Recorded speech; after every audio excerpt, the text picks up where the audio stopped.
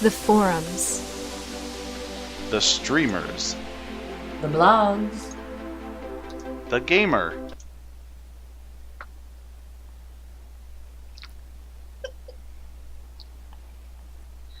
Welcome to episode 14 of The Spotlight.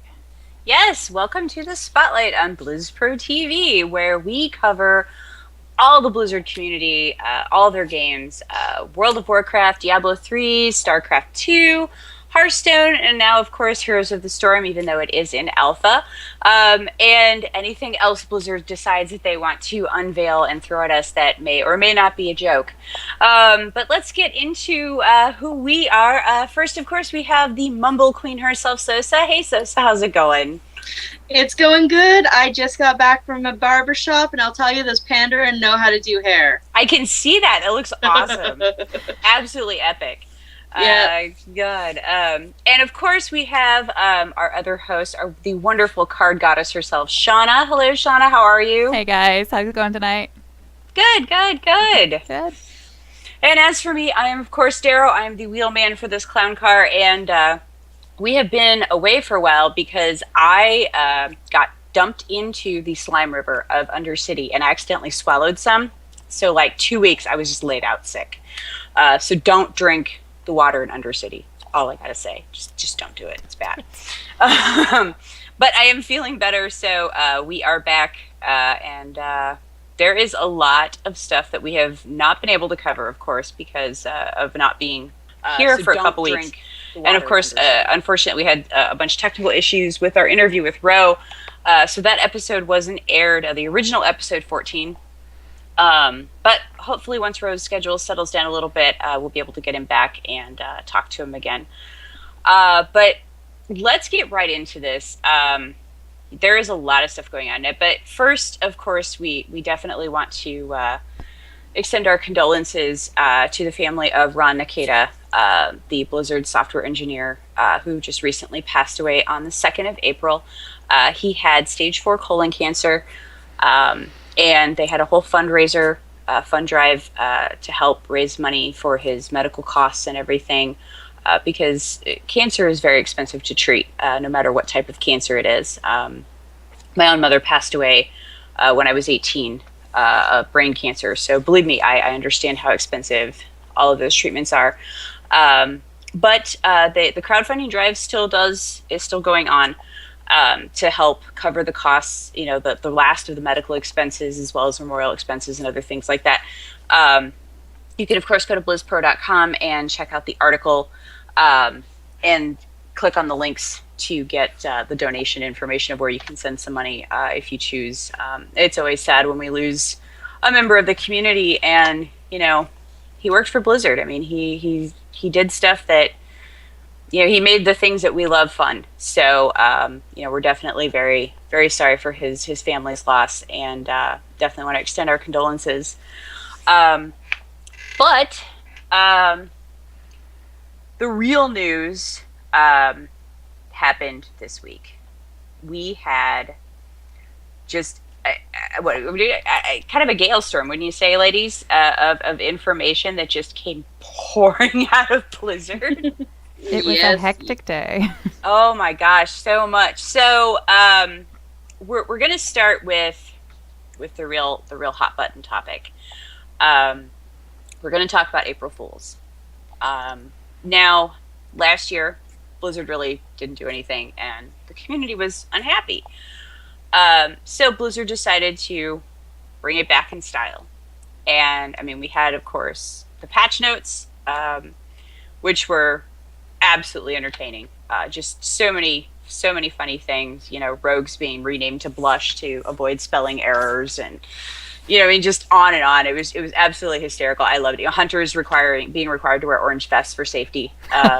Which Hearthstone, being renamed as a homestone. Yes, that's when I knew it was a joke. Yes, as soon as I got to that line, I'm like, oh no, April Fools! I forgot what day it is. Yeah, I mean, just there's so many, and I mean, of course, you can go to blizzpro.com or Blizzard itself, and of course, catch back up on those if you missed any of those patch notes. And of course, they had the fake games. My favorite had to be Happy Reaper, their take of Flappy Bird with little cartoon Mathael, going through little levels and obstacles, trying to steal souls and defeat Nephilim. I thought that was absolutely hysterical, and it made me really wish that they would do it because that would be epic. It was hard. Did you guys play it? No. I Oh didn't my get God. a chance to, sadly. It was No. miserable. But I so want it, like, for real. Like, I want it to be in my hot little hands. Yeah, it was you really know, cute. and now that, you know, Hearthstone is going to be on the iPad, at least in the US, Sosa, you get to play it on tablet at this point. Well, if you have an iPad, you can play it. Because you're in Canada, you're lucky. Yes. But those of us here in the States have to wait for a little while longer. But I mean, with stuff like that, it's like, come on, just do it. Like, release it for real. You know, in the fake fighter game, you know, the stuff they did for StarCraft. I mean, they did pretty much a fake game for everything but No Hearthstone. Hearthstone love. Yeah, no Hearthstone love as far as that goes. That's very upset. But I don't know. I love the patch notes. I think that really... Warriors are They were nerfed my favorite. for reasons. Yeah, Warriors Yes. are changed for reasons. For reasons. Now, overall, it was really well done for the most part. Yes, it was. Warlocks are being changed completely again. They'll figure it out. Yes. Just have fun. Shadow Priests are being... What was it? Shadow Priests are being made almost as good as Warlocks. Almost. Almost. The entire thing was filled with gold. I absolutely love Yeah, it. it was great. There was something, what was it, with the mages, too? The Ring of Frost, there was going to be a Ring of Fire for Fire Mage spec, and it will burn and burn and burn. Kill it with fire. Kill it with fire. I think actually for mages, I think my favorite one had to have been there's now an instant thing. Anyone who says table, food, please, anything like that around a mage will instantly be killed. Yes, that was absolutely awesome. Anyone who's played in mage and LFR Oh, will God. be wishing that makes it in for sure. Real. Same with locks and their cookies. Yes. It was really, really fun. You know, as far as that goes. But there was something not so fun. Now, to be straight on this, a lot of players are really upset with even the joke patch notes. Everyone is so desperate for anything Warlords of Draenor that when the fake patch notes came out, there was almost mutiny in the community because people were like, "No, we want real information. Like, why are you spending time creating fake stuff? Like, give us real stuff, please." So I mean, so it was definitely fallout from that. But the biggest fallout, of course, was the April Fool's Day art craft. The female Draenei was part of the joke. And to start off, I mean, it looked initially, when you first glanced at it, it looked like a legitimate art craft. Until you started paying attention and actually reading what they said. And then you went, oh yes, it is April 1st. So not only did the female Draenei get crossed eyes, she lost her chin, hair on her butt, Stubby I think tail. stubby forehead. tail, It was more- hilarious. more curvaceous butt. And they basically were changing the whole Draenei lore because, you know, players had complained it didn't quite fit, things weren't quite right. So they were making the female Draenei a petulant teenager, and with new emotes such as whatever and twerk. Which, I mean, I thought it was funny. It's a joke. Yes, I was disappointed it wasn't real art craft, because we've been getting some great ones. I mean, they even fixed the dwarf that we complained about. So I mean, you know, they retouched up the new dwarf model to make her not look like she had a really bad spray tan and fixed her Yeah, mouth. really. And, Yeah, they fixed a lot of her. She looks a lot better. Still some weird pictures. I want to see her in motion first. right.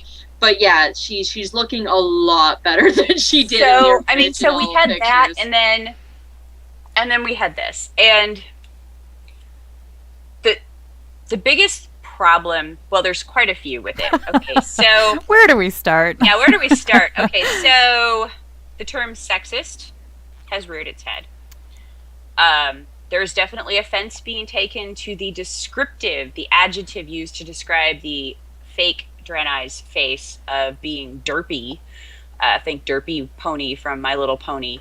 How derpy is extremely offensive because no woman should be described as derpy, and it also hits on the whole, special needs people. It's like saying retarded. It just doesn't. It's not something you should do. And then, of course, the fact that it wasn't real art craft. People really want to see the new character models, and we had been teased with, that they're coming out with another art craft, and it was going to be the female Draenei, and everyone was really hoping that it would be legitimate. So that really, I think it was more of they felt Blizzard pulled the rug out from under them, and threw salt in the wound. I don't know. So we'll start with you on what you think as far as the fervor about the what's being said about the female Draenei joke. What have you seen as far as comments and things like that? I've seen a lot of comments, and I think I've seen comments everywhere from it's insulting to ugly girls. It's making fun of ugly girls. It's making fun of people with crossed eyes or anything along those lines. It makes fun of everyone who liked the Draenei, because one of the quotes in the thing is the Draenei are the least played characters, which is, not true. Like, I think they're right behind the Night Elves in terms of Alliance players. There were a lot of just very different things. I think my biggest issue, though, is that no one was able to explain why everyone else should be upset. Like, right. It's one thing for you to say, I don't like the fact that they're making fun of cross eyes, but it's another thing for them to be saying, well, if you're not upset, then you're obviously, making fun of them as well, and stuff like that. And I don't fully grasp that. I accept that it's April Fools, and I accept that there's a lot of stuff, and I know people who are self-proclaimed feminists, self-proclaimed all these good things, and they'll make the redneck jokes. Like I was telling you earlier, what's one of the most popular redneck jokes out there is, why can't you, why is it so hard to solve a redneck murder? Because there's no dental records and all the DNA's the same. Right. So that's a common joke that's out there, and they're just, people, rednecks seem to be one of the things that's still okay to make fun of, but the second you apply that to another character, something that people are fond of, all of a sudden it's a very bad thing. Well, I think it's safe to say that the only two groups that you can legitimately make fun of, poke fun of, or villainize or whatever would be Nazis and terrorists. And that it has to be terrorists specifically, okay? Yeah. It has to be the word terrorist. It's just like Nazis. It's not German people, it's Nazis. Yeah. Those are the two safe groups that anyone can go after to their heart's content, and nobody will say a word in protest. Shauna, what about you? What have you seen? I mean, I know you're a little more focused on the Hearthstone community, but everybody pretty much weighed in on this. Yeah, I actually was really surprised to even see that people had a problem with it. I saw it first thing in the morning and thought it was hilarious, and went on about my day, and other news came out that I actually was fooled by, that thought was that actual real news article. Like, this didn't even, hit my radar as something legit. And I thought it was funny. So then later on, I start to see the, on the Twitter, and then, our internal Skype chat and stuff. And I was blown away. I was really shocked that people were making such a big deal out of it. And I was, frankly, upset that because I wasn't upset over the thing, that I was getting attacked. And I think that, people, it was funny. I mean, it really was. You have to look at it for face value too. And, they weren't, I truly, truly believe they just wanted to do something funny. And I can just picture them sitting around and, let's make it funnier. Let's make it derpy. I mean, there's whole subreddits of, animals being derps and people being derps. Like, it's like twerking. Or the duck face. Yeah, I mean, it's just a pop culture meme type of thing, and I thought it was pretty cool that they would do that, and and actually put it up on their main site and everything, Right. and then just the whole backlash really, it was Oh yeah. Well, disappointing. and I mean, I've past few weeks, I've been writing for Weekly. I'm the main writer for Weekly. Of course, Chris and Eldorian, also put their hands into the writing as well. Whether it's editing or adjusting or adding, their own. Like Chris sometimes will add a segment or something of his. But we wanted to talk about the April Fools, and it was a real battle to try and write that final I can segment imagine. to cover the April Fools when it got to the art craft, because we couldn't not talk about it, but it was trying to find the right way to do it. And I mean, like you were saying, people, got upset, and if you weren't on one particular side, then you got attacked. So it was really trying to find the right way to do it to have the least amount of anger, because none of us, I mean, and we're all women, right? I mean, Pretty sure. yeah, I mean, the last I checked, I'm a woman. Okay.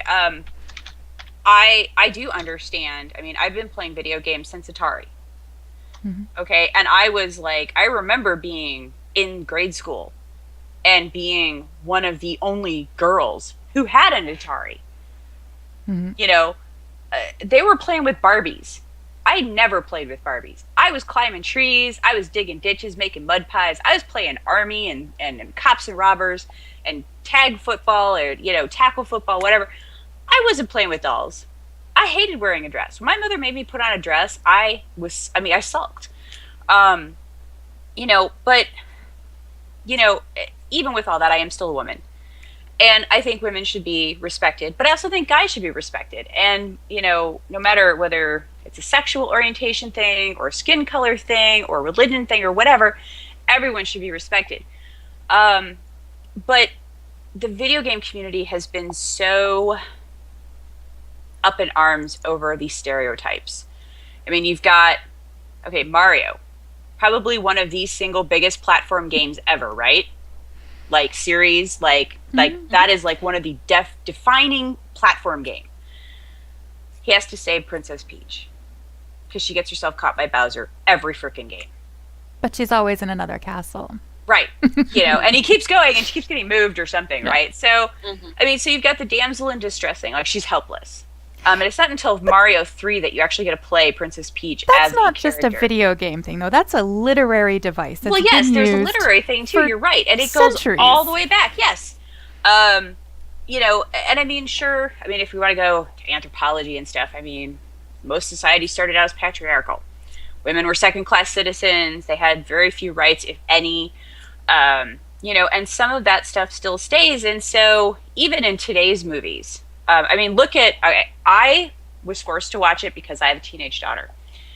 I've never read the books. I refuse. I will gouge my eyes out if I have to read the books before I would read the books.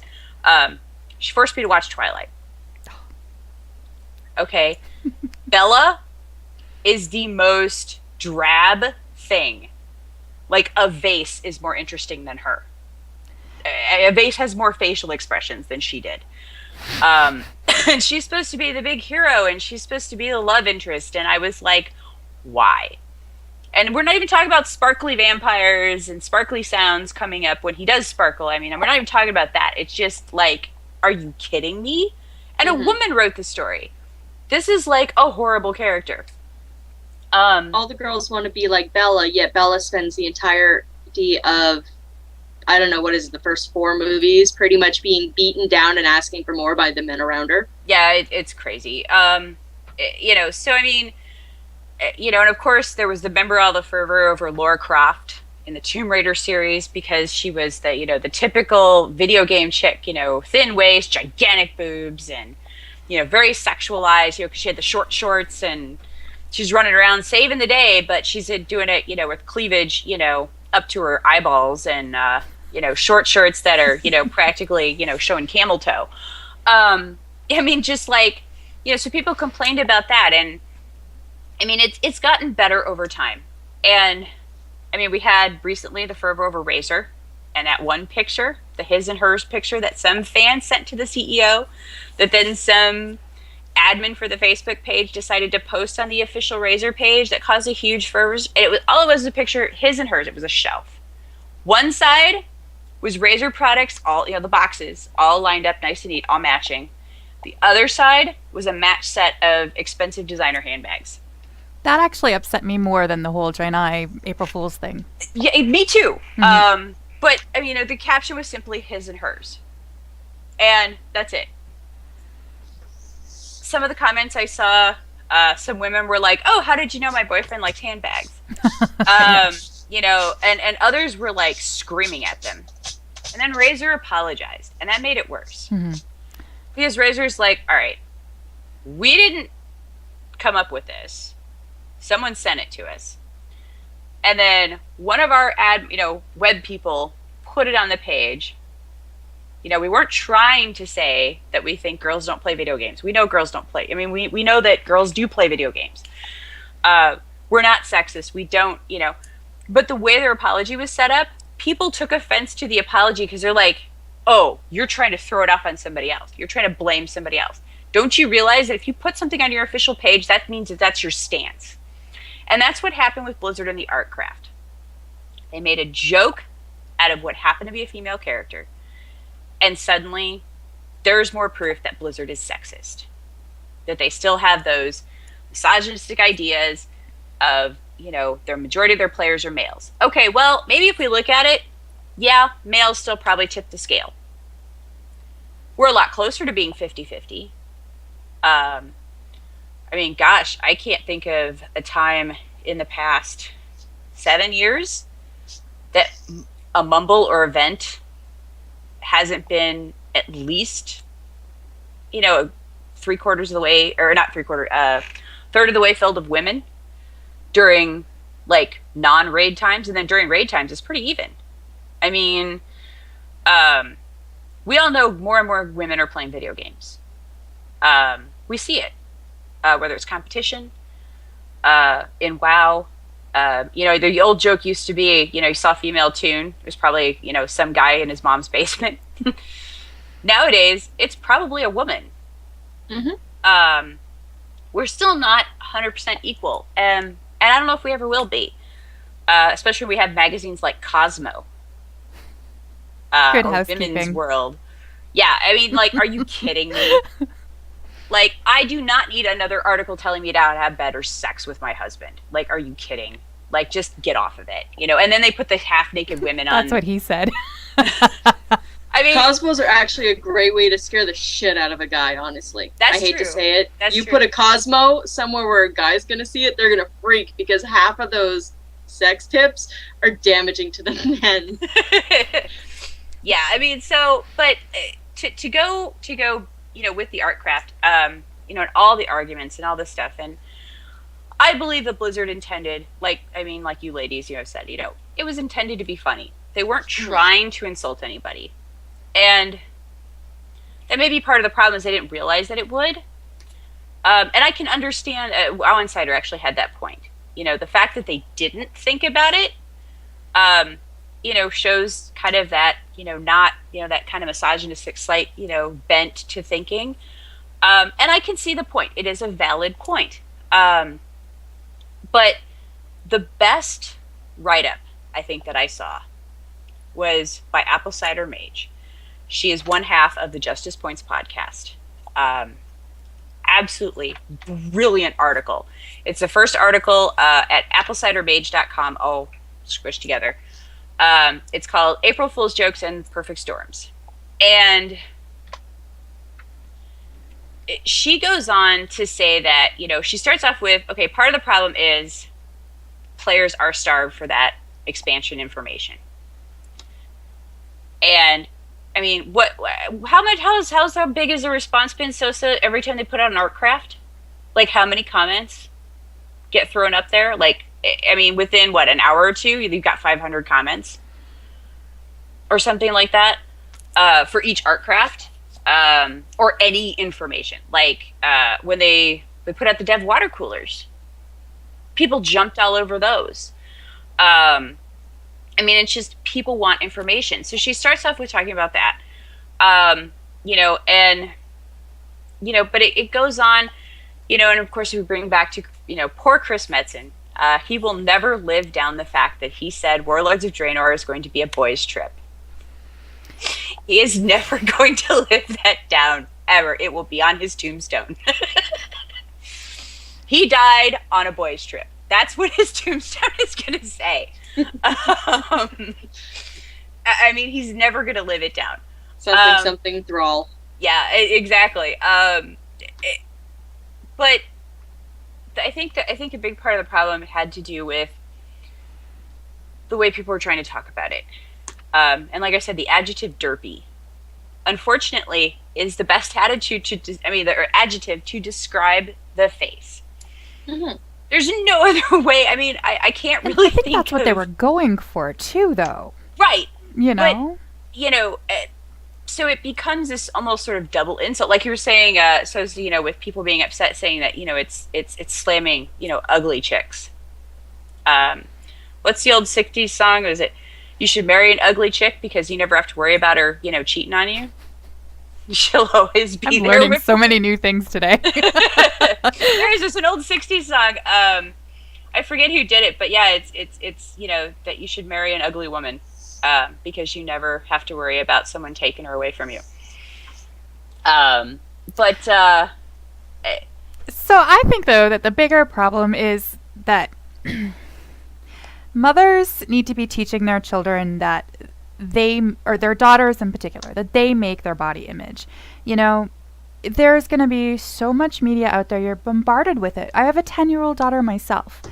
And it's important for them to learn. And I was lucky. My dad taught me mechanics and cars and tools. And I was the firstborn, and he didn't care that I was a girl. He said, "You're my firstborn. You're with me in the garage. You're with me in the tool shed." And it was just, I was taught that you are the one responsible for how you feel about yourself. Mm-hmm. You're also the person who's responsible for how you interpret other people's actions, because you can't control their intentions, the results of their actions, any of that. But it's up to you to decide how you take it.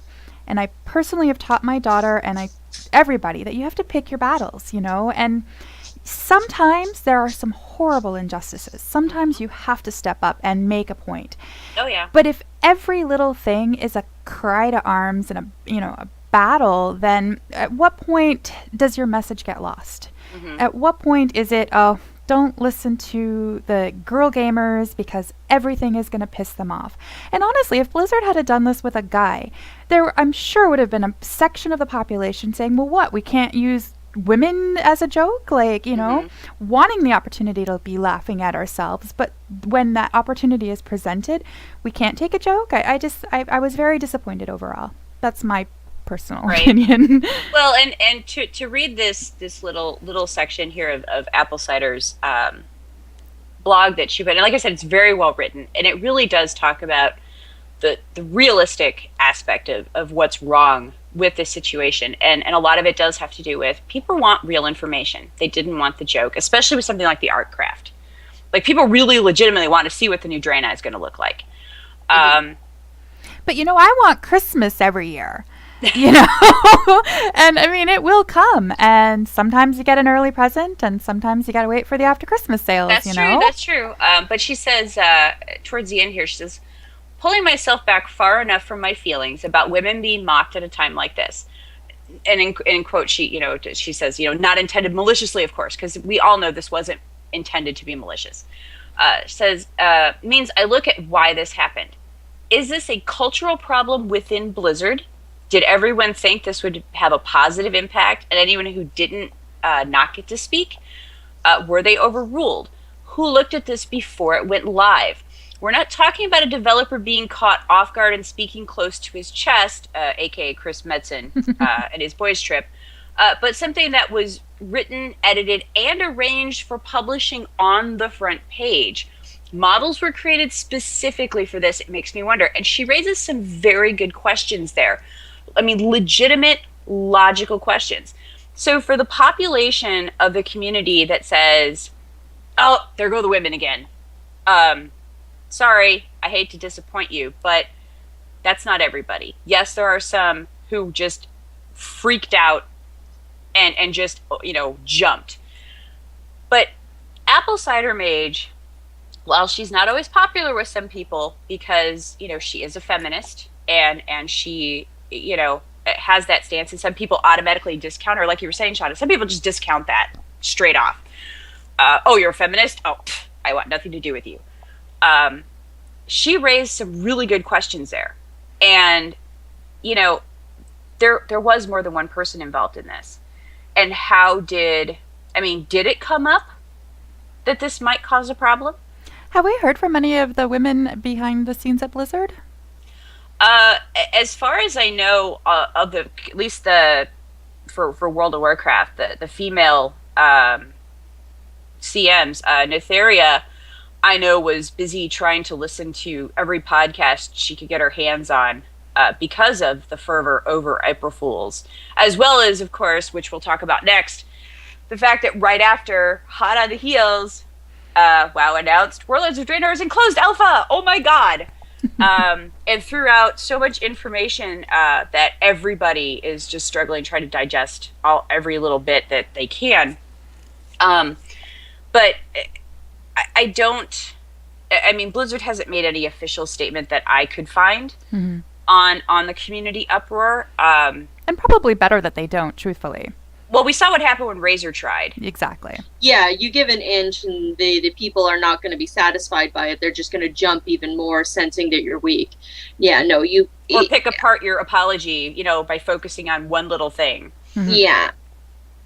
So, but I definitely recommend, if you really want to see like a good logical look, and not a jumping, to conclusions kind of thing, check out applecidermage.com and look at her blog post about it. Like I said, it is probably the best look at what the situation was and why it was a problem. Justice Points podcast, covers a lot of feminist stuff and women issues with gaming and things like that. And her co-host both, they're not extremists. Okay. We're not talking about people who are just burning bras and screaming at the top of their lungs. We're talking about legitimate issues. We're talking about legitimate logical responses and commentary. So definitely check out Apple Cider's blog post on this and look at some of her other stuff too. She's got some really good articles. But if you really want, I think, the truth behind the community reaction, take out the screaming, put in, look at this. Let's go on to the rest of the screaming, which has to do with the closed alpha. Not only did they announce that there's a closed alpha, which of course players are already begging to get in and want to know when beta is. I'm guessing maybe June before we start seeing beta invites. Are we seeing a trend though that no matter what Blizzard does, somebody is going to be upset with their actions? No. Come on, guys. Blizzard does nothing wrong except once in a great while. I'm a total fangirl, but happy. Look at the Diablo forums. People are always happy there. Assessa cries. I still have PTSD from going in there after Reapers was launched. I know, it's horrible. It was absolutely horrible. Oh my gosh. So there's the closed alpha, which of course people are like, but I want in. And then, of course everyone's already starting the beta begging. Well, I'm surprised there. It's not like the community ever begs for betas or beta keys. No, we don't have a beta key. Stop. Just right there. If that's what no, go. Just. Anyways, so I'm guessing because they said for sure that Warlords of Draenor is going to be released in fall, which is anywhere from September to December 20th. It's technically fall. anywhere in there. I'm guessing they're going to try sooner rather than later. And the fact that they announced the closed alpha, and this is beginning of April, I'm looking at maybe towards middle, end of June, we might see beta invites if they're going to go for the September release. I was guessing early June. Maybe a little bit earlier. I remember seeing one of the developers actually said something, don't be put off by the word alpha. They've got a lot of the systems already in place. So I think they're just in the point where they're getting ready to put people in to see what people are going to do. Like the devs and all of that can only test it so far because they know the system too well. They need to put people who are going to do unpredictable stuff, but they need to make sure it's not going to absolutely burn everything to the ground. I think it's a stress test at this point because they did announce that the closed alpha, like things like the Garrison, isn't even there. Mm-hmm. Like they can't even access it. So some of those features aren't there, which tells me that they might be just doing a stress test in general. But because it's now been moved to the, live servers, obviously they're, the content is locked unless you have access. But that means data mining can happen. So we're going to start seeing stuff from MMO Champion and places like that as they start data mining pictures and other things. But they also, right hot on the heels of the announcement of saying, oh, guess what? We're in closed alpha. Here's our alpha patch notes. So this is eventually what everything's going to be in alpha probably before they go into beta. Because they talk about garrisons in the alpha patch notes. But they already stated that garrisons aren't available in the alpha right now. So my guess is that once they successfully stress test in some capacity, that then they'll start opening, They usually flipping the switch. Usually what they do with the betas, at least what they used to do, was they would open stuff up in pieces to try and force people in the beta to test certain things. It's like in Heroes of the Storm, how you're seeing them do the hero rotation. They're doing that. They're locking people to these specific characters so that way they can have people test these characters. Right. And they've had a lot of the same. So that's usually what they do in the beta. Yeah, they'll release a certain part of the beta, but they won't release another part in order to force people into this one part and then open it up and let them move to the other part because they've already played with this. That's, from what I remember, the only beta I can remember being in that I actually played in was the was the Burning Crusade beta. I had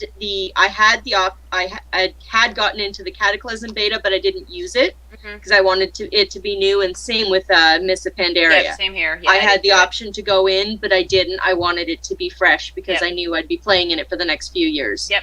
So, but with Burning Crusade, I was in, and I remember they only opened it up bit by bit. Like the Draenei's weren't open right away. Yeah. Once I got in, I was able to do Draenei's. Jewel crafting was on, then gone, on, and then gone a couple of times. They usually will schedule the raid tests. Yeah. And that's another thing that they do a lot of is they schedule the raid tests in order to make sure that there are people who are going to be testing it or doing it at specific times. Right. So they can watch it actually. But that's the thing is they'll open up the beta piecemeal. So they might not give us garrisons right away. They want to open it up and maybe have people test out the opening zones and test out the talents and stuff like that before they let them screw around in the garrisons and completely ignore the rest of the world. That's true. That is very true because people will do that. Yeah. But yeah, I mean, it's so, there's just, there was so much information. And I know we here at BlizzPro have been scrambling like mad to try and get everything covered because there's just so much information they dumped on us. I mean, it's an avalanche. And I mean, every site right now is just working their butts off 24/7, trying to get articles out, trying to get, everything out there. Because it goes beyond posting the catch notes. Yeah. Just I'm sorry. I just had a weird thought in my head. They probably purposely scheduled this dump to come out after April 1st because of the fact that they couldn't stop putting it out for a day. No, that's possible. That's just a thought that came to my head. Like all of this stuff started coming out pretty much, I think it started on the 2nd. and all of that. They just started force feeding it in, and goodness knows there's all of this stuff. But I was just thinking, a weird thought clicked in my head, and that's probably why we're getting this huge dump now, is because they had to wait till after April 1st. Right. Because if they'd started it before April 1st and had been pushing it, a lot of the stuff on the 1st, all the joke stuff, would have gotten mixed in this, and you would have had a lot bigger problems. Yeah, you would have ended up with misinformation and you would have wound confusion. up with people looking later. They're going through all the stuff, and they find an article that came out on the 1st, but they don't read the date. They're just reading it with all the warlords, and they start freaking out about Blush. Right. So Or orange vests. Yeah. And good thing people were so worried about not getting any new information, right? Yeah, I know. We got it. Yeah. So, I mean, obviously these patch notes are gigantic because it's everything that they want to have in Warlords. So, I mean, as far as like the garrison information they gave us, it's an epic quest to be able to build a garrison. So it's not quite. It sounds like they're going to try and do more with it than they did with the farm and Half Hill. Like, it's definitely going to be a lot. The farm was a good testing point. This is going to be a lot bigger than the farm, and a lot more going on, and a lot more interactive. My farm is full of weeds. Oh yeah, I know. So they said horrible. That you get to find blueprints and materials to expand and customize your garrison. So to make your garrison bigger, instead of just doing the daily quests like you did with your farm to get the extra little things like the animals running around or, the mailbox and things like that, you actually have to go probably do quests to get a hold of those blueprints or special materials to build on your garrison and make it. They're probably world drops, I would imagine. Yeah, that's my guess. World drops could be quests that are found randomly throughout the world, kind of like if the you're head on the quest and on then a specific raid boss or dungeon boss might drop it, kind of thing. Once you have the quest in hand, just like with getting the tokens with Rathion. Once you're on the quest, then the dungeon bosses start dropping, or the raid bosses start dropping the tokens. You can recruit followers with unique skills and abilities to your cause. And of course, these are NPCs. And then, but I think you have to have your garrison to at least a certain point before you can start having those followers, which you can then send out on missions. Did either of you guys play Star Wars? Yes, I did. I played SWTOR. So very similar, eh? Yep. Yeah. And I like that. I'm really happy with that to help get, crafting mats or And it's neat whatever. that you can be crafting while you're offline. You send them out on missions, and it could be 24-hour real-time missions. So. Oh yeah, exactly. So it says that you begin the quest for your garrison in Shadowmoon Valley or Frostfire Ridge. I'm assuming that may be whether you're Horde or Alliance. Yeah. And of course they go into the stat squish and what that means. And it's not just characters, like NPCs too. Everybody's, across the board. They're getting rid of expertise in hit. They're, changing this, changing that. Health and resilience is being adjusted. And of course that's going to, because they're trying to balance. I think this is probably going to be the most balanced we have between PvE and PvP. I think that we've ever seen. And of course we still have people crying about the healing, instant cast spells for the most part being gone. Most of them having a 1.5 second timer as opposed to being instant cast. I was looking at the changes they were talking about with priests, holy priests, chakras, I guess, are changing so that, like, instead of, like your AoE heal is doing something different, or your single target heal is doing something a little different. The way it's all working differently than it works now. And then on top of it, they said something about the bouncy heal stuff, either Halo or Cascade or Divine, whatever it is, because I don't have that one, so I don't ever remember what it is. I'm terrible with the names of anything. I'm like, the one that does the blue thing? That's me. Yeah, it's the gold sparkly thing. That's right. It's no longer a party heal. Single were saying target? something about that. They're Well, I think adjusting I it. saw too, though, that a lot of the they were concerned about with the raid-wide visual clutter that's been happening. Yes. So things like that, where they're trying to streamline the visual effect. I mean, it would make sense that they would. Well, and they're changing spells around. Like the spell heal apparently for priests has been removed, but greater heal is now renamed heal. So instead of having heal, flash heal, greater heal, it's now just heal and like flash heal probably. So I mean, they changed stuff like that. Of course, crowd control is all kinds of changed. Just they did all kinds of crazy stuff with crowd control, and all the buffs and debuffs have been adjusted because some stuff, deals with stuff that's not going to be in the game anymore, or will be adjusted because of the stat squish. So they had to either remove stuff or change how it works. I think one of the coolest things is that we will get certain major glyphs as we level. Yeah.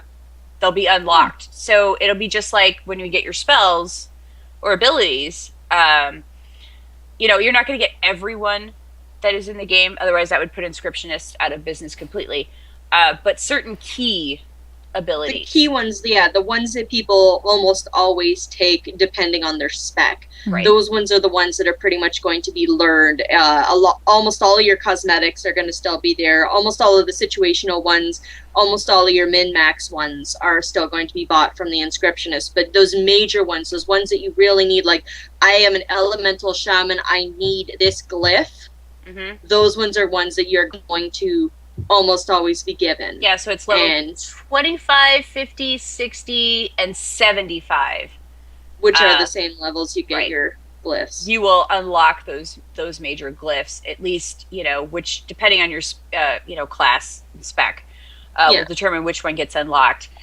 So you don't have to pay for it. Professions, of course, are being adjusted. Scarily. Yeah, and just, I mean, the sheer amount of, like, I'm just scrolling through it right now. Like, oh my God.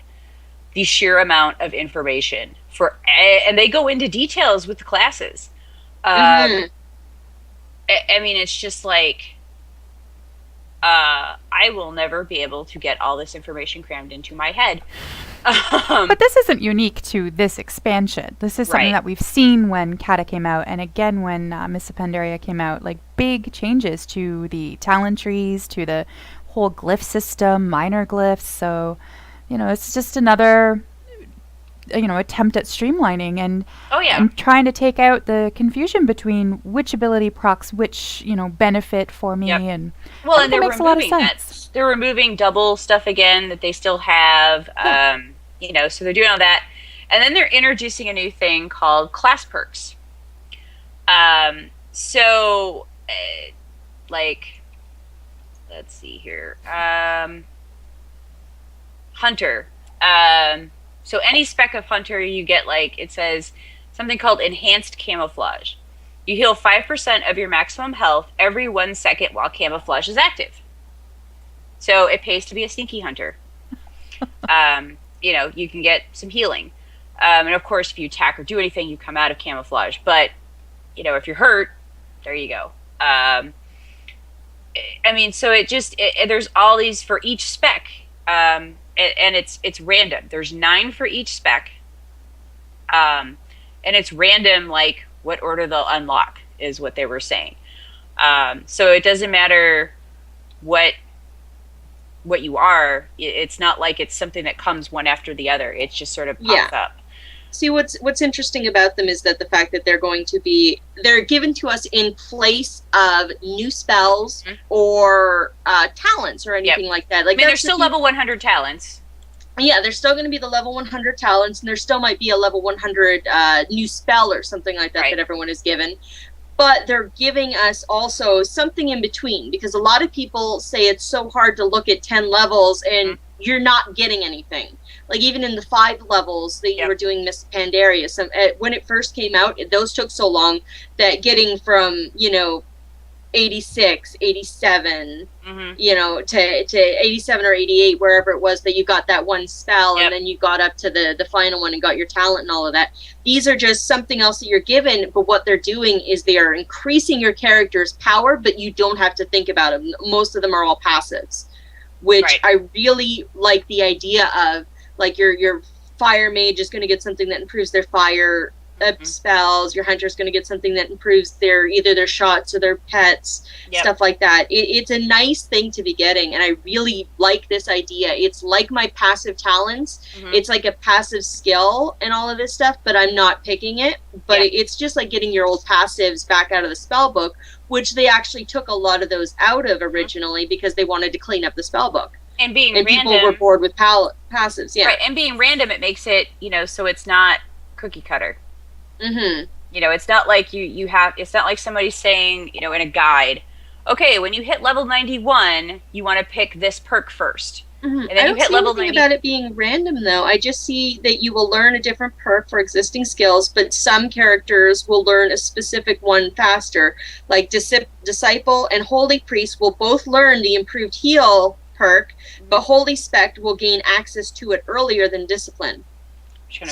So yeah, I'm just looking at the beginning. No, I remember of seeing it in Blizzcraft. it was in the actual patch notes. Okay, I haven't had a chance to look at those fully yet. I'm looking at our lovely Blizz Pro. Yes. Where did it go?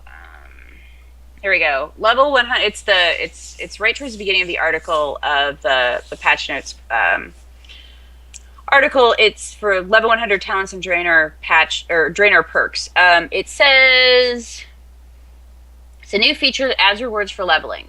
Over levels 91 to 99, you will earn these 9 new drainer perks in a random order. Okay. Each class and specialization has a different set of 9 drainer perks. So they came up with a lot of perks because, I mean, minimum 3 specs for each class. Words are 4. But then again, it just showed that there's some of them are going to be the same. Like the Disciple and the Holy Priest both have ones that can be the same. Right. But they'll just learn them at different points. Well, right, like the possibly. hunter healing one. It doesn't matter what spec hunter you are. If You're always going to have you're gonna camouflage, and a self-heal is always helpful. Yeah. So it's in a random order. So again, Like when you're crafting and you discover a random pattern as you're jewel crafting or transmuting. Mm-hmm. So I mean, it's that helps kind of get away that cookie cutter thing that I know a lot of people have always kind of complained about. So you're always going to get the one that you really, really want absolutely last. Probably, yeah. Oh yeah, of course. When will I get this perk? Soon. Trademark. I've been crafting leatherworking stuff for weeks. When am I going to learn my mail pants? I've learned everything else but my mail pants. Give me my mail pants. Blizzard's response is soon. But yeah, I mean, it's just tons of cool stuff. And of course they did changes to professions. Obviously they had to. Not only because of the stat squish and removing things like hit and expertise. So obviously recipes have to be changed and adjusted. And sucks to be those recipe collectors, though. Well, yeah, but I mean, you were going to have garrisons with followers that can be sent out to do stuff. So if they can go out and get, like, say, crafting mats for, like, they go pick herbs for you. How is that going to change? Well, it's cool and all, but I've been playing for 6 years, and each profession I actually have all of them except for engineering now at max. Okay. And I spend a lot of time, trying to fill in all of the recipes, and I'll check the auction house, and even my alchemy was the first profession I ever leveled, and I'm still looking for a few handful of recipes because I'm a completionist, and now 6 years later, all of a sudden, all of these hard work and time put in is going to be moot now. And well, let's see. So, like, here's just one of the changes. So they say that for herbalism and mining, now we'll have no skill limitation on what you can gather. So you can pick anything, anywhere, at any time, which is cool. You walk nothing worse than out leveling a zone faster than your professions, which I think is so why it's- they're doing well, yeah, that. that's always been an issue. Yeah. Or like with the case with mining and herbalism, sometimes it's you level your character faster than Yeah, you that's level what I your mean. yeah, Exactly. or Mhm.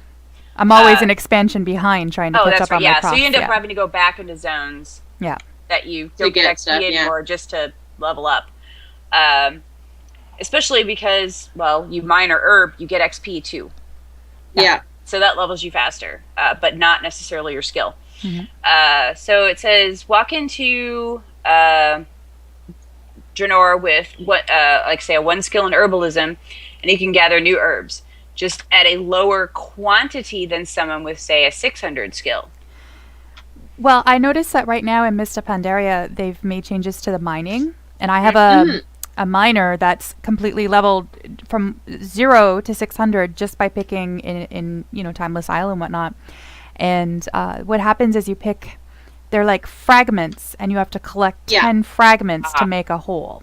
So that's, I assume, what they're going to do with all of the gathering professions. Yeah, it's the same with the herbalism in Mhm. Pandaria. Now they haven't said anything about skinning for this, No. so they don't know it. It doesn't sound as of right now that skinning has something like this, but then again, it doesn't have one in Miss of Pandaria That's either. never been hard to level skinning. though. So Yeah. skinning is something you kind of already go through. You don't have. That's the reason why they actually didn't give any experience points to skinners, is Right. because you're already killing something and it's Quest right or in whatever. front of you. Yep. Yeah. And people It's loot right in and front you of You're can just walk by Yeah. in certain high population areas and just skin all day long while people are farming. Oh, yeah. Especially when you have all those, earlier quests of, go kill 5 cats or Exactly. bears or whatever. And, Yes, it sounds like if you want to do skinning, you'll be able to do it as you level without any real difficulty. yeah, no, Skinning it's is so pretty to level. easy. Yeah, it's you can actually out-level your skinning before you out-level the zone. Yeah, one Yeah. of the few professions you can level yeah. quicker. Mhm. It depending on how, the zone is and how lucky you are with, killing critters. But yeah, so they're changing it so that even if you have a skill of 1 in herbalism, like you got your max level character or a level 90 character, and you decide that you want to be, say, an alchemist, and you want to, you pick up the herbalism and the alchemy. Well, you're level 90, walking into brand new content. You Do got you really level want 1 to in be going back herbalism. to? You can still go pick those new herbs. Mhm. You just Yeah. won't get as many. And you probably have to stand there for 5 minutes trying to pick the stupid flower because it won't come out of the ground. But, but you just won't get as much, as somebody with that higher skill. So that's kind of cool that they did it that way. So just are to they make it changing the easier. crafting then, so that all of the items are now craftable with the New World materials, or am I still going to have to go back and pick Old World stuff? I would say probably to get the recipes and do that stuff, you probably would have to. Now, the one difference, well, no, because even with Blacksmithing. Mhm. Blacksmithing, they made something in Miss of Pandaria where you could go in, you could mine stuff, and you could level your blacksmithing using only ghost iron. Problem was it was not efficient. You had to have a ton of ghost iron in order to do it, but you didn't have to leave and go back to the old stuff. right. That was something they did add. That could have been a test for something that they're going to release in the new stuff. Right. Like they might make it so that way in Warlords you're going to be able to, if you say boost a character Mhm. or you just level your character and ignore professions, you'll be able to go and say, I'm going to become an inscriptionist, but then I have to make a bunch of gray items that are worth nothing using the bits and bits of the herbs that I get from Warlords. So you're not going to be making any money off of it. You're not going to be doing a lot of other stuff, but you don't have to leave Warlords. Well, and the other thing that they changed is that attack benefits are going to be gone from professions. So Hmm. what are Crit they bonus and spell the power crit bonus for bonuses. skinning. So as you level up skinning, you gain a crit bonus Mhm. Mm-hmm. to your attack. Well, that's all going away. Yeah. So any profession that gives you a stat bonus. Which is good, because if you're Is good playing for- a mage and you want to take mining, I mean, before it was, well, that, the stam buff is much better for a a tank. So that's why I initially leveled the herbalism and the alchemy for my mage. I wanted, mana potions. So, well, and that's the other thing with potions is like health potions are going to be on their own cooldown. oh, interesting. From stat potions. Nice. Yeah. So you'll still be able to chug a stat potion, and you'll also have that health potion available It's as on well. its own So As an cooldown. emergency heal. they're not letting you do the potion chugging like you could back in vanilla, but you will have the ability. You don't have to take that stat potion at the beginning of a fight and then pre-pot it towards the end of the fight, it's either a choice of hang on to that healing potion for in case I need it, or wait and hopefully the healers will heal me enough and I can use that other stat potion to get that extra burst at the end. They're putting them on 2 separate timers, but it is still only one a fight.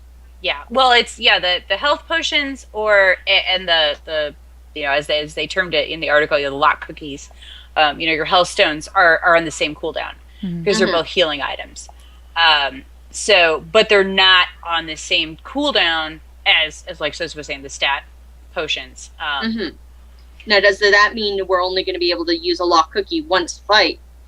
That'll be an interesting question or are they opening it to you can use multiple healing potions? You just have to wait a minute or two between quaffs. That might That's make the more big question. sense. Well, it says. But if you can, then the benefit of them would have to be nerfed a bit. If you Well, could it take a says- pot every a minute and a Right, half, yeah. they would have to nerf that. It says, without having exact numbers, it may be that health stones may still be preferred because they heal for more than a potion. But at least the choice is forced. But now at least the choice is forced by having both options locked to 1 use per attempt. Mm-hmm. So we'll see what they do with that. As far as how long the cooldown and stuff is. Yeah, like right now your lock cookie has 3 charges on it, and you can use an entire lock cookie, all 3 charges in one of the longer fights. Right. But you can only take 1 health potion. Right. Are they going to open it up, and is the lock cookie cooldown going to be shared with the health stone, with the healing potion cooldown? Like, can you take 3 potions, but on like a 45-second to a minute long cooldown?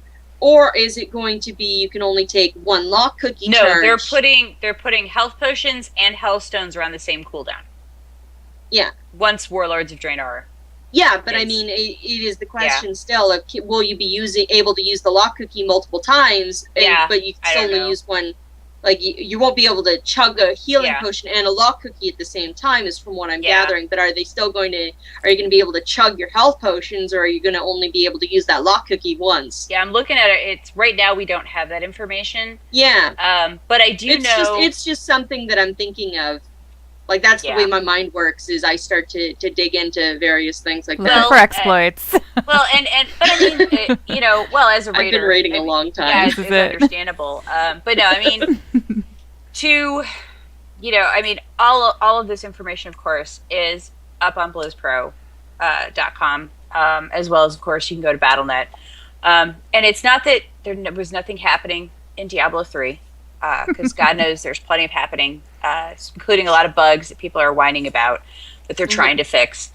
As well as, already talking about the first major content patch and stuff that they're going to be adding, which sounds very cool. Today's the last day of the most recent 50% Monday. XP thing. Tomorrow. Oh, tomorrow's the last day? Yes. It's Okay. Friday through Monday, though it didn't start in the States until Saturday. Aw. We lost a day, but that's all right. And we'll talk about that a little bit with halftime engagements, just to remind people that there is a 50% XP bonus that they're offering right now for Diablo 3. Diablo 1 Hearthstone, April 1st started the season. And if you get, rank 20, Shauna? Actually, the way that they've done it, it's pretty interesting. So there's a number of stars that you need to complete for each rank. So from 25 to 20, you need 2 stars per level, and then it goes up to 3, 4, 5.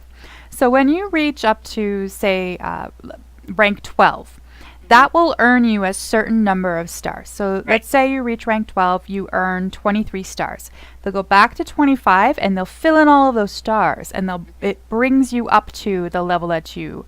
Got it. So the most stars that you can get is 25 stars. Right. And so it'll bring you up, and the highest that you can finish is or start the new season is at rank 16. So if you hit legendary, you'll start at rank 16 in the next season. Which the intention is to get these high-ranking legendary players out of the way, so that the newer players, the people who don't have quite the Don't card get collection, killed. don't get their just whole morale crushed. Plus, 5 it seconds. gives you some Yeah, incentive. they don't get farmed while everyone's trying to yeah. move their way back up. Seriously. Plus, it gives you that incentive to actually try and climb the ladder. Right now, there's Right. really no benefit to climbing it. So if I have to every month start back at 25 and go through, Oh yeah. through the gauntlet to get back up to a level where I can predict again what kind of decks I'm going to be running into, I mean, get some incredible losses in those early stages, and it's not from misplays. It's just because it's so unpredictable. What cards am I going to see? And Oh yeah. I'm reeling. I'm like, why would you play that? So it can be really frustrating. But they've got what is it? If you reach rank 20, you get, once the season is ended. That's right. New If you're card at back least coming. rank 20 when the season ends. That's right. You'll get the Pandaren designed card back. Hmm. That's the card back for the month. They'll have a different card back next month. Each season, correct. Right. Each season. So, and then if you reach legendary rank, you get the legendary card back. Yes. That's right. It's a completely separate card back. Right. So so there's incentives definitely for players to get higher in the ranks, to get some, rewards like that. And of course, Heroes of the Storm Tech Alpha has just been exploding everywhere. They just released a bunch of changes. They adjusted some players and some heroes and made them a little more balanced, a little better. Like they fixed Uther, and some other characters like that. And they've been every week, doing the different rotation. There's been some repeats. I know people were surprised. Apparently, since Alpha started, they've had Stitches always in the rotation for the free character to choose. This is the first week that Stitches isn't there. However, this is the first appearance of Illidan. So we'll see what happens. Nice. They've already released some special skins. The Pajamathur. Well, yeah, there was the joke Pajamathur, which I loved. So cute. I would totally buy jammies. that. Totally would get that. Yeah. That was awesome. But no, they did have Diablo skins to celebrate Reaper of Souls. So they had the Angelic Vala the Demon Hunter skin, and then they had the Inferno or demonic Tyrael with like big fiery wings, really cool looking. Those two skins available in the store. Heroes of the Storm has been like really active with a lot of stuff and the changes that they've been making. StarCraft has been doing a bunch of stuff too. They're doing another contest for map creation, and the winners could end up with their maps actually put into the game, because they've had past winners with maps that did get chosen to actually officially be in the game. So there's all that going on. ESL just bought, or they acquired ESS, the esports company out of Germany. So they're opening a studio in LA, and we'll have offices in New York as well. But the studio can hold a lot of people for live events, all state of the art. And they're supposed to be doing their first event this month, actually, sometime. So, very nice. Yeah, so esports is getting a big boost here in the States, which is really cool. There's a lot of stuff going on besides just WoW. Unfortunately, we can't be here for 4 hours talking, so we we could. We could, but I think Eldorian would get a little upset if we took that long. But it's hard to dig out of the big mound of WoW stuff we've been dumped with recently. So much for you. So it was important definitely to talk about the Artcraft and situation with that, and for the April Fools, and we definitely Warlords of Draenor, we needed to talk about that. if you want more information, obviously, like I said, all this stuff is on blizzpro.com.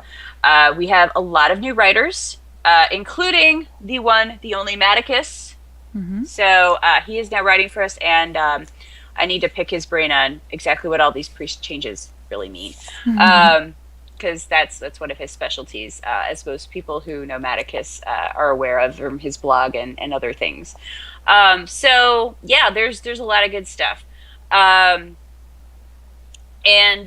let's real quick go over our the halftime engagements.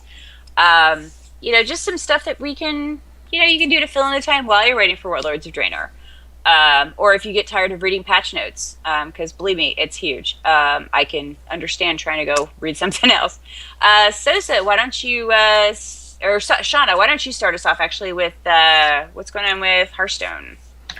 Ooh, big stuff. The iPad version is now being tested. I actually have been playing it. It's been about 4 days since I've had a full night's sleep. It's wonderful. The first day I had, I was in love. I mean, I was just blown away the fact that I was finally able to play it on my iPad. But now I've got a little bit more reality check, and I'm starting to see some visual issues and a few disconnect things that are happening that I know are not my internet. So it's makes sense to me that they're testing it on a smaller player base right now, but Sure. Just to be in the early group just blew my mind. As a Canadian, we never get anything first, so I was just so excited. And you know what? I think it's the fact that the U.S. players have been complaining so much that they're like, we're gonna let the nice people have. I wish. Have access. I'm sure that's exactly what they were thinking. They were. They're like, That's those Canadians wonderful. are so nice. They don't complain about anything. No, so they let's give it to apologize them. all the time. Yeah, it's like I'm sorry, I'm sorry, but I accidentally broke this part of the game. Could you fix it? Yeah. Yeah, I'm sorry to disturb you. And we had some really great developer interviews that happened this week. Taffer, who is actually the Diablo site manager, lives in California, and he was able to go to meet with the developers on behalf of the Hearthstone group. And it's a great article that Stephen and Taffer put together that's up on the Hearthstone Blizz Pro site right now. Yeah, it was very cool. Very, very cool. Yeah. So, yeah, that was awesome. And, of course, congratulations to you, Shauna, since you are part of Hearth Pro, for getting mentioned in the Blizzard Hearthstone Community Roundup, where they listed off some Hearthstone podcasts. Yeah. And Hearth Pro was one of the ones named, and I think it was episode 24? 27 and 28 so That's far. right. We're Yeah, recording they- 29 tomorrow night, and oh my god, what an episode it's going to be. So that'll be up later this week as well for everybody So to hear. congratulations on getting mentioned by Blizzard for, getting recommended for people to check you out. So that's awesome you. for you, and of course everybody on our, the podcast. So that's awesome. We have a great time doing it, so it shows. Yeah, it does. But I mean, yeah. So congrats on Thank you. getting recommended by Blizzard. Sosa, what's going on with Diablo? The fan art contest winner has been announced. Yes. Which is lovely. The winner is a gentleman or a person by the name of Kuzinski. That's right. Who has won the trip to Blizzard HQ to meet the artist, Nice. a full framed print, $5,000, a signed copy of Diablo 3 Reaper of Souls, 8,000 DeviantArt points, which I'm here is very, very important, and a one-year premium membership to DeviantArt, That's huge. which is huge for an artist. And then Nice. there is the second and third place winner who go by the names of the Rafta and Nixel. So congratulations to all of those three. Definitely. Their art is amazing. You'll find it on both the Blizz Pro and the Diablo forums. It is incredible stuff. It These is. It people was are really good. Really. yeah, awesome. these people do some amazing art. It makes my little stick figures look even worse. There's also, well, we already mentioned the experience bonus points this weekend. So Reaper of Souls is out. If you still aren't up to max and still aren't into the new stuff, or you just want to get through the new stuff and get to the end game a little bit quicker, you still have a little bit of time left. Yeah, I need to Not do that much. because being sick, I wasn't able to play games. I couldn't sit up. And then there is one other thing that kind of showed up, and there is something called a Cluckeye proc that shows up on certain ranged weapons. And this is an item that is a perk that has shown up, and a lot of people weren't sure what it does, and now it's been announced that it makes you a bad-ass mother clucker. Yes. You will now shoot chickens out of your bow, and it makes clucking noises. That's so epic. I need I want that one. for my hunter. I so want one. And Oh this my is in God. Diablo 3. This is why I love Diablo 3. There was the Cruel-Aid that I sent Yes. Liz the link to a little while Yes. ago. Something that will a potion that will allow you to burst through walls screaming, "Oh yeah." Mhm. That was so awesome. Oh my God. Our that's so great. 90s are showing. Oh, Our it was 90s are hilarious. showing with that. Oh my God. But yeah, it's just something that's a lot of people were confused by that showed up, and Nevilist actually showed up on the forums that said, this is out there. It is, some legendaries are there that simply have fun effects. So the hilarity of Yeah. obliterating Diablo in the face with a barrage of squawking poultry is worth it. It is. It is totally worth it. I still want to do it. So that's awesome. As far as just some little fun things, of course we have the newest article of the Draenei, the Monk, and the Wardrobe that Alexandra puts out every week. This week she focused with the Troll Paladin looks and Night Elves in leather. Some really nice screenshots. Some really interesting outfits, and of course she always includes what each piece is and where to get it. You can click on it and everything else. So very, very cool. And of course, thank you, Alexandra, who's also one of our hosts of The Edge, along with Maticus, who we talked about earlier. Just Alexandra does some really good stuff with the Transmog. So absolutely fantastic.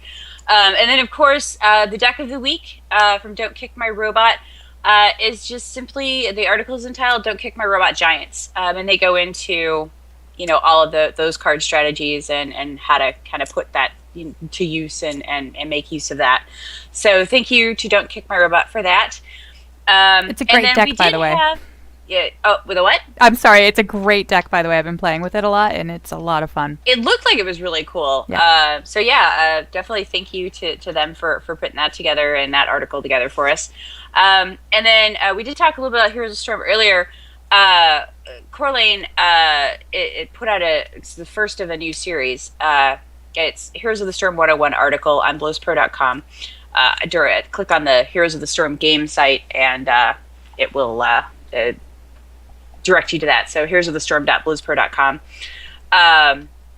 Really great article. Just gives you a good idea of kind of what Heroes of the Storm is and kind of what some stuff means. And then each week, going to go into various aspects, the different types of heroes, probably some map stuff. Just really, really cool stuff. And since we have so many streams of Heroes of the Storm going right now, this helps people better understand kind of what the game is about, and just kind of get everybody prepared for when they do start allowing us into beta, whenever they decide to have a beta.